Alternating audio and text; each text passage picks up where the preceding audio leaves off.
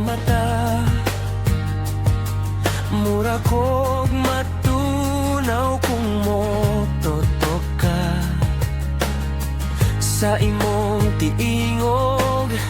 Mura kog giduyan-duyan sa hangin. Pero ang tinuod sa imong gugma, gihupay ang tanang kabalaka. Diri lang sa akong kiliran, ayaw na o palayo kaysa imong katawa. Mali pa yun, pirme ang adlaw.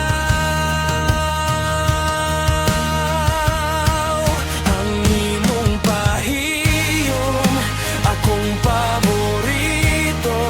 Ang imong pahiyom, akong giandom. Ang imong pahiyom, makahupay sa kakapoy. Ang imong pahiyom, gipangandoy adlaw-adlaw.